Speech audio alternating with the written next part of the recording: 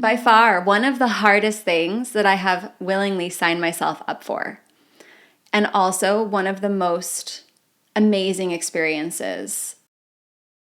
Hello, welcome into my channel. My name is Katarina, and I'm back to share with you how my Vipassana experience went.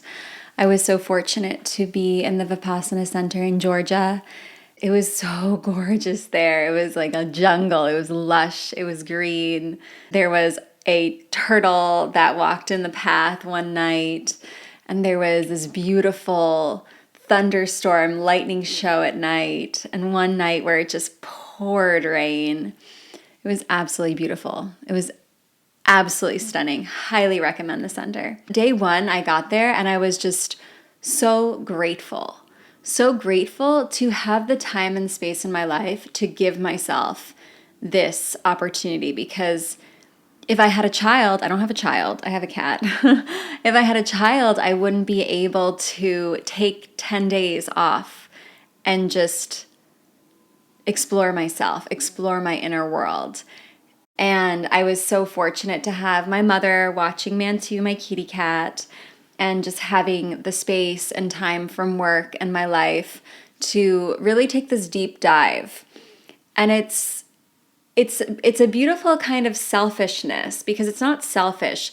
I'm doing this work in order to show up as the better form of myself. And I hate to say the word better, the improved version of myself in the world. It really is like this almost selfish experience where you really get to dive deep into yourself without any distractions from the outer world. So that being said, I must say, come day two, I was like, there is no way that this thing could be called a retreat. This is a meditation boot camp. And I thought that was so funny when I was in it. I was like, this is a meditation boot camp. You're waking up at 4 a.m. every morning and you're meditating at 4:30. You're really not getting enough sleep because you're not done with your evening meditation until 9 p.m. So there's just absolutely no way you're going to get 8 hours of sleep, which I require 8 to 9 hours of sleep. This is really, you're diving deep into yourself and you're doing the really hard work. There were so many times where it was time to meditate and I just didn't want to do it. But I was like, okay, I'm here to do it. I sit and I do it. And it didn't open up to the Vipassana technique. It was Anapana, which is you're focusing on tiny parts of I'm not going to tell you too much, but in case you want to do it, you're focusing your energy and creating more subtle awareness in your being. And then day 4 comes the Vipassana meditation, where you really learn what the Vipassana is. For me, it felt very somatic. It was very somatic, and I can understand where somatic therapy comes from. I feel like it has to have roots in this Vipassana meditation because you're getting so connected with the sensations in your body. It's all about sensations. It's all about this idea of, can you be equanimous with a sensation? Can you be equanimous when there's something that's unpleasant or something that's pleasant? You're avoiding being in a state of either aversion or craving, and you're staying in that middle space. And you'll notice there are feelings in your body, sensations. I had so much pain. I do yoga and I'm quite healthy, I think, and physically able, and yet I still had this nerve pain in my neck, shoulders, upper back, and it was so painful. But can you be with that sensation? Be like, okay, sensation, right side of my neck, upper back, wherever it is, without having aversion to the sensation. Can you have like a scratch or something's itchy on your leg, and can you just witness it and be like, okay, I'm itchy. It's not pleasant, it's not unpleasant, it just is. I have no aversion to it. I'm just going to move through it. Give it some attention and then move on somewhere else. And that's really the premise. And also with craving, it's maybe you have a thought, maybe there's a fantasy, maybe there's a story and you have like, ooh, like that feels good. Or even the meditation technique, at times you're like, wow, that it feels good. But can you kind of stop yourself and be like, okay, it feels good and it'll pass. Anicca. Anicca. Anicca was one of my mantras during it. Anicca, which is impermanence. Everything is impermanent. The sooner we recognize that gem of information, the better off we are. It works for if something's good or bad. And I hate saying good or bad, but if something is pleasant or unpleasant, anicca. And that brings me to the most profound part of my experience. I, coming home and entering back into my life from the meditation, I have so much more control. I don't like the word control either, but I'm going to use the word control over my emotions. And that for me is, I'm so grateful. It's a godsend because for the longest time, all of my life, I felt like I've been hijacked by emotions. And I'm a Pisces sun. I have a Pisces stellium, which means I have 4 major planets in Pisces in my in astrology. You may not believe it, whatever, but I feel like there's a lot of water in me. And I feel emotions, my feelings, I feel them very deeply. And they hijack me. In my past, and now I can say in my past, I have been hijacked. Throughout my life, I've been hijacked by strong emotions. And the Vipassana has almost given me this key.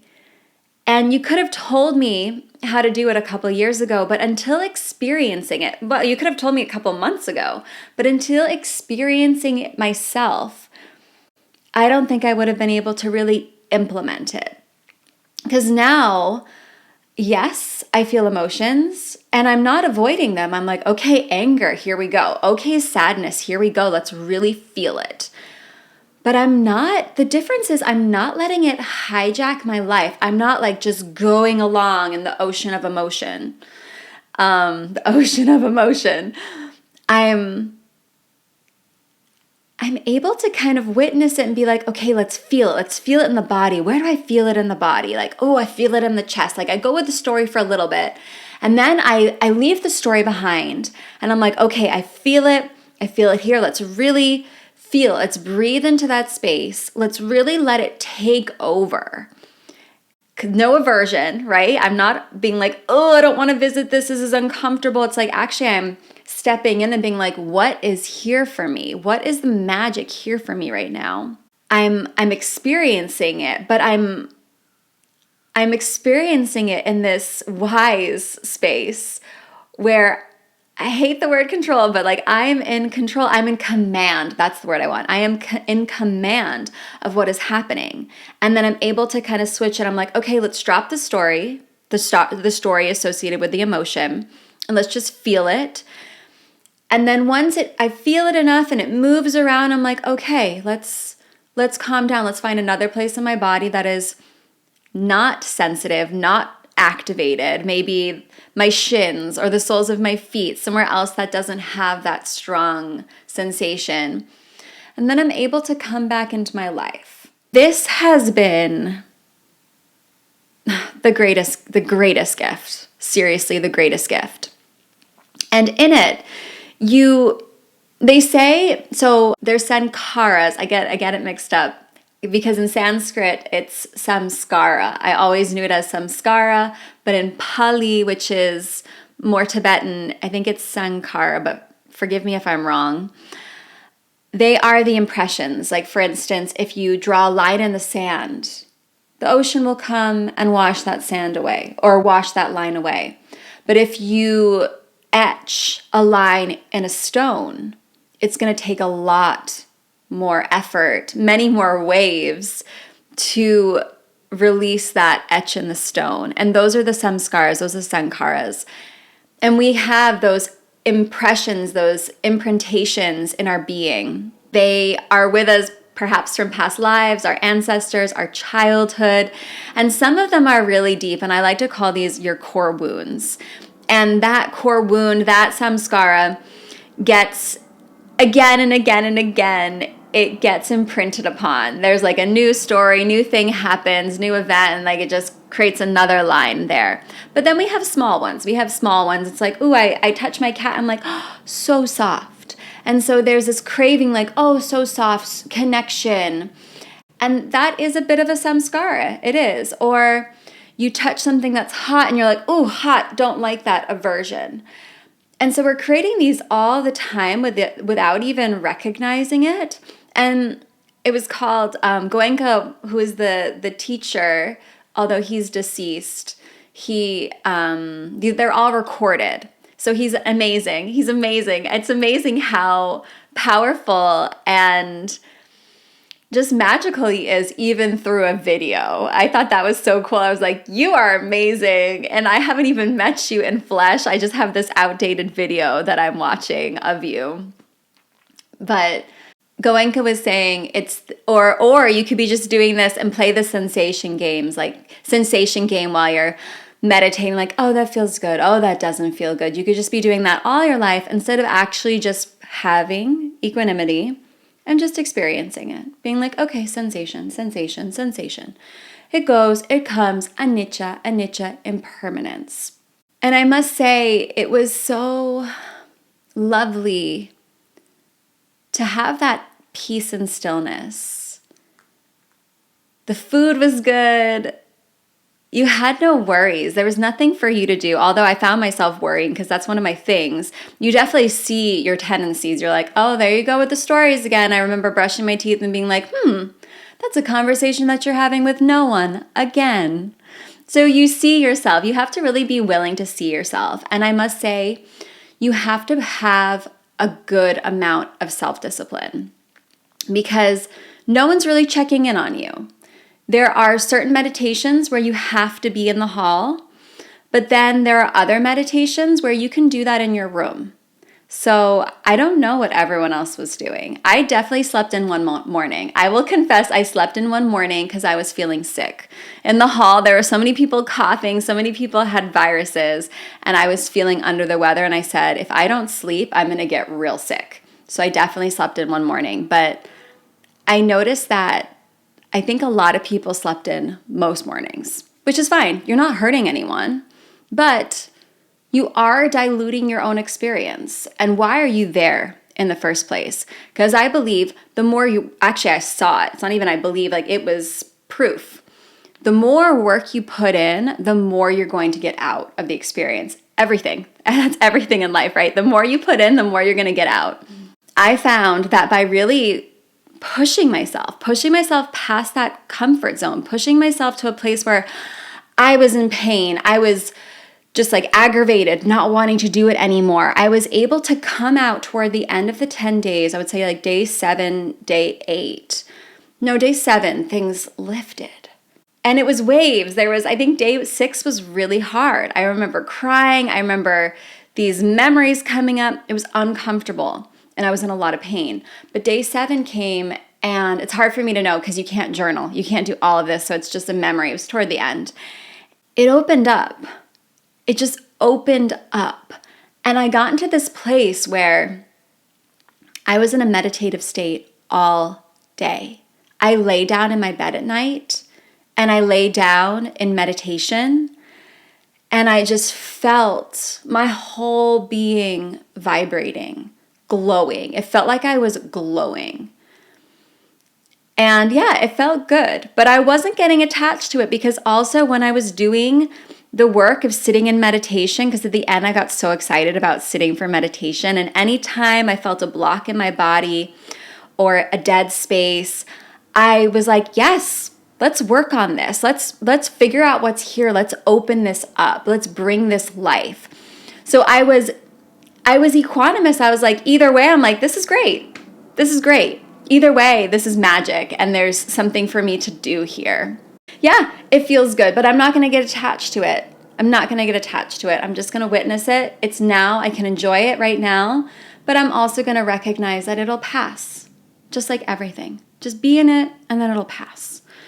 So I don't want to tell you too much, but I highly recommend it. If you have been thinking about Vipassana, if you have that little voice inside of you and you have the self-discipline, I really think having the self-discipline is really important, because looking back 5 years ago, I would have definitely, because I was signed up for one 5 years ago, but then COVID hit. And then I tried to sign up a couple years ago, but I was on wait list and I didn't get in. I was wondering, why? Why did it happen now 5 years later, and why didn't it happen then? And I really do think I would have received a lot from it then, but I do believe that I received more this time around than I would have possibly received then, because I've cultivated a lot more self-discipline. I've also looked at more layers of myself, so there was really nothing in myself that I was necessarily afraid of. And I've also done a deep dive with myself. I've looked at the layers of myself over the years. I've encountered my shadows. I've uncovered my core wounds and really worked with them.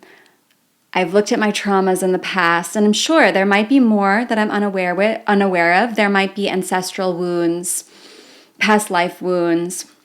Who knows? But I guess because I've done enough self-work, most of it doesn't scare me anymore. So it was more just I recognized my stuff and I'm like, okay, I know I do that. But thank you for the reminder. I'm going to do less of it, right? Or I'm just going to witness it. And I think that helped. And I'm thinking maybe that's also partly why universe had me doing it now instead of 5 years earlier. So I do highly recommend, before you do it, make sure you've cultivated discipline in yourself. Make sure you're ready to really see yourself and sit. As you'll see, if you check out my old video, you'll see that I meditated for many days beforehand. And I think that was really helpful. I've also been told if you're not a vegetarian, it's good to be on a vegetarian diet prior. I eat meat, but I'm mostly vegetarian. I've been vegetarian, so it didn't bother me at all. I would say I would have wanted Tiger Balm or something to help my muscles because they were really sore. So I would bring Tiger Balm. I'd recommend that. And also just some supplements, some immune boosting supplements, because you are surrounded by people in the hall and people can get sick, right? But overall, I highly, highly, highly, highly recommend it. If you ever had the call, highly recommend it. It was by far one of the hardest things that I have willingly signed myself up for. And also one of the most amazing experiences. And I have had a lot of, I must say, I've enjoyed my life and I've traveled around a lot and I've just been a vagabond with my backpack, teaching yoga, woofing across the world. And I've had a lot of great experiences. And this is definitely up there. And it was one of the most transformational ones in 10 days. And I've sat with plant medicine and I got more out of this ceremony.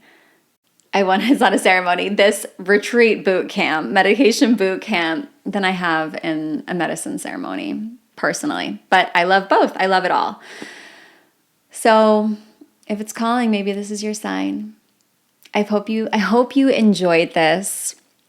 If you're interested in more of my channel, I do yoga, sound healing, meditations, etc. Check it out. It's my healing space to share with you, and I infuse it with a lot of love. I'm a healer. It is, and I have to share it with the world. And singing is one of my greatest passions, and so is creativity. Creativity is at the core of my existence. So check it out. Sending you blessings. Have a beautiful, wonderful life, and I hope to see you around. Take care.